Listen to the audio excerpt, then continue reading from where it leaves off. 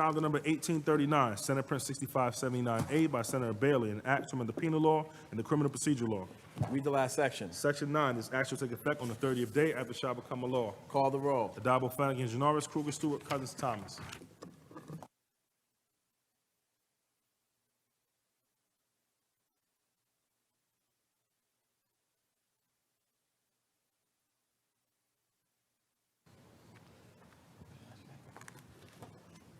Is there anyone who wants to speak on the resolution? Sorry, on the bill. I'm sorry. Seeing and hearing none, Senator Jamal Bailey to close. Thank you, Mr. President. Grand opening, grand closing. Mr. President, today is a step in the right direction in ending what's been called the war on drugs, but where I'm from, it's just a war on black and brown folks. I want to thank Leader Andrea Stewart Cousins for entrusting me to be the chair of the Codes Committee in the State Senate. It's been a very interesting and very trying time, but it's something that I got elected for to try to help with my great colleagues in this chamber on both sides of the aisle, shape the face of criminal justice reform in the state of New York. And I'm eternally grateful for her allowing me to do that. Senator Liz Krueger, thank you for your work on the MRTA, but not just the MRTA, on working on expungement proceedings long before I thought about being a state senator. Thank you. Senator Diane Montgomery, goes without saying, your leadership in abilities to put young legislators of color on your shoulders. We stand on your shoulders, Velmanette. Thank you. To Majority Leader People-Stokes, a true champion in understanding that these issues and concerns happen way beyond the Bronx. They happen in Buffalo, too. I thank her for her work. I thank Speaker Hasty for trusting a kid from his district 15 years ago to become his intern, and I've been able to do some okay things in my career. So thanks, Carl. To the staff, Chris Alexander, Dorothy Powell, Nadia Gareed, thank you for all of your hard work. And Chris, when you were lobbying me on a ceiling bill, and we thought that ceiling was all that we can get, I'm extremely grateful that we are able to put the word expungement in state statute where it doesn't exist today. But I want to be very clear about what I'm saying today.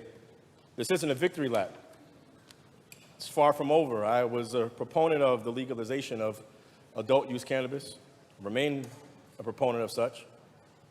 I believe that will be the only way that we can finally stem the tide or begin to restore the damage that has been done for years and years and years of unequal enforcement about marijuana arrests, Mr. President.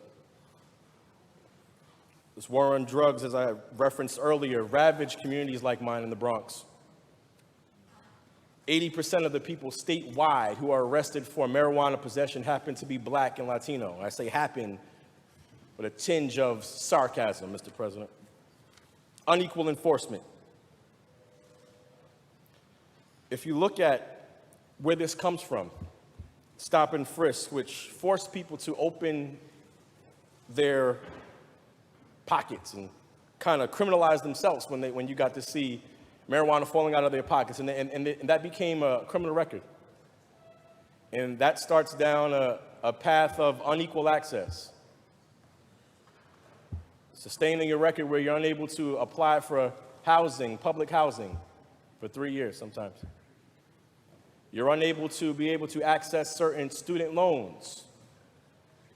You have a criminal record, which is unfairly looked upon in many instances when it comes to seeking employment, all for a plant.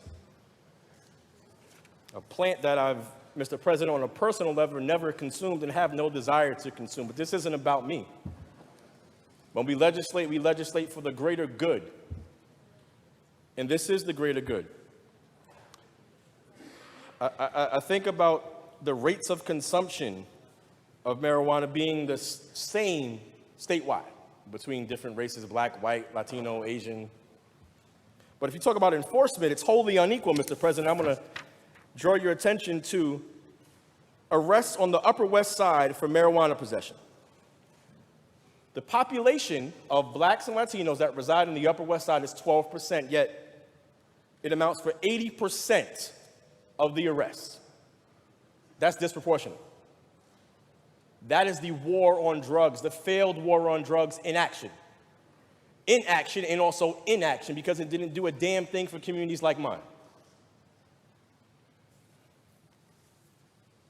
I think about individuals that I've grown up with who found themselves, I guess you can say, on the wrong side in theory of the law, Mr. President, and their lives have been destroyed for marijuana possession that has been effectively legal in certain areas of our city and our state. 12% to 80%, that's a problem. And again, I'm not saying that this is the be-all, end-all. I'm not saying that we can't go further or farther. I certainly hope that we do. As a legislator, I've got a lot more work to do, Mr. President. I haven't hit my peak yet. I have a lot more growing to do. We as a conference, despite the monumental gains that we have made, we have a lot more growing to do. Despite being the greatest conference in the history of the state Senate, we can do even more, Mr. President. We can do more. And I will continue to work alongside Senators Krueger and Savino, some members, People Stokes, Majority Leader People Stokes, Majority Leader Andrea Stewart-Cousins, to finally, again, as I say, stem that tide so that we can allow communities to one day be economically equal for the unequal enforcement that we have received. I will end with this. We come to this chamber to do work for individuals that we may never meet. I think that's really the true test of leadership, Mr. President, when you can do something that will affect the lives of individuals that you will never meet. And we talked about it in the members' lounge earlier, meeting constituents in supermarkets and toy stores and Target and things of that nature, and the conversation that we have with them. But it's not about the people that we meet, Mr. President. It's about laws that we enact that will help future generations that we never, ever, ever get to shake hands with. That's what we do in this House. That's why this job is so vitally important. That's why I ran for office. I'm grateful today that the word expungement will appear in the state statute. That it's not just forward-looking, it's retroactive. That people have a fighting chance to be able to restore their lives to some semblance of normalcy, whatever normalcy may be. So, Mr. President,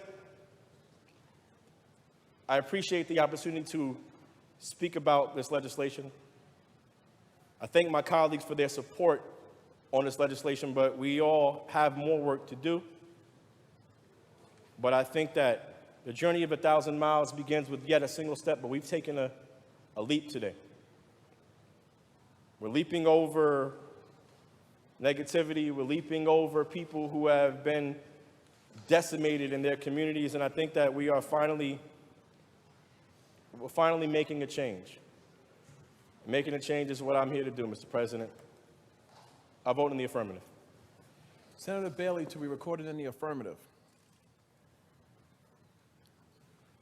Senator Krueger to explain her vote. Thank you, Mr. President. So it's not a secret that I'm disappointed we're not doing the full Marijuana Regulation and Taxation Act. But I am so proud to watch my colleague, Senator Bailey, stand up to ensure that we are passing a portion of it, the decriminalization and expungement. The fact is, I got involved with the efforts to legalize marijuana 5 years ago, not because of my interest in using the drug or even wanting to encourage others to use the drug, but simply because when I looked at the data on who was being caught up in the criminal justice system for low-level use of marijuana on personal use, what I saw, Mr. President, was it was disproportionately, radically disproportionately in communities of color that young people were being swept into the criminal justice system, when I knew the facts were that young white people were using at almost identical levels, in fact, probably slightly higher levels, but they weren't being arrested. They weren't facing the loss of ability to get certain kinds of jobs, live in certain kinds of homes, go to colleges, get financial aid, be rejected from civil service jobs because they had on their record that they had been caught with 2 joints in their pocket. And I knew it was one of the fundamental problems we were facing in racial injustice in our society. And so we just dipped our toe in what we can be doing today. I appreciate Senator Bailey saying this is a beginning, not an end. But I believe it will help us understand how we can take the next steps towards a full marijuana legalization and taxation program. I think before we leave today, we may pass other sections of my bill as freestanding bills. And you know what? The public is ahead of us, Mr. President. They want all of this to happen. I proudly vote yes. Thank you. Senator Krueger to be recorded in the affirmative. Senator Jackson to explain his vote. Thank you, Mr. President. My colleagues, I rise to briefly explain my support for this bill. On average, more than 60 people are arrested every day for marijuana possession in New York State. In 2016, 86% of those arrested for low-level marijuana possession in New York City were Black or Latinx, similar to the rates under Mayors Giuliani and Bloomberg. This is clearly an issue of racial justice. I know this bill does not do as much as many of us hope to accomplish on this legalization front, but I'm proud to support decriminalization and the expungement of criminal records as a first step. I want to thank all of the legislators who worked hard on the issue of legalizing cannabis this session, especially Senator Krueger, Senator Jamal Bailey, and Assemblymember Peoples-Stokes. And I want to thank the advocates from statewide coalitions like SMART New York, as well as the groups in my district like JFRED and Community Board 9. And we will get there in 2020, we hope, and I look forward to continuing the fight together. For now, I'm proud to say that I support this legislation, and I thank all of the staff and their involvement in bringing us to where we are today. Mr. President, I vote aye. Senator Jackson to be recorded in the affirmative. Senator Salazar to explain her vote. Thank you, Mr. President. First, I want to thank Senator Bailey for introducing this legislation and for his work on this issue. Also to Senator Krueger for relentlessly seeking to pass legalization. I'm supportive of this bill and also express my disappointment that at this time we're not able to legalize adult use cannabis. It's my hope that we'll be able to sometime in the future. The report that the DOH issued that was commissioned by the governor last year demonstrated what we already know, that criminalization of marijuana does not even achieve its supposed goals. Additionally, that the enforcement of criminalization of marijuana disproportionately harms communities of color and the communities that I represent. So while I'm proud to be voting in the affirmative for this bill, it's my hope that we will go beyond these measures of decriminalization and will, in the future, legalize adult use cannabis. Thank you. Senator Salazar to be recorded in the affirmative. Just want to let everyone know we are going to be strictly enforcing the 2-minute rule. Senator Montgomery to explain her vote. Thank you, Mr. President. I rise to say, have a special thank you to Senator Bailey. I know that you thanked me, but Senator Bailey, on behalf of the thousands and thousands of young people who, based on the fact that you have created a retroactive expungement that they will be able to benefit enormously from this legislation because they have lost so much based on the drug laws related to marijuana. And I also want to say to you that this is a very long time coming, that we needed this, even though it's half of what we would like to see done, because half of what we would like to see is legalization, but certainly decriminalization is extremely important. And so I am very, very supportive of this. I'm happy that you stuck with it and continued the struggle around the issue of marijuana and what we should do about it. And today, we are accomplishing a huge aspect of solving the problem of crime or decriminalization of possession of marijuana.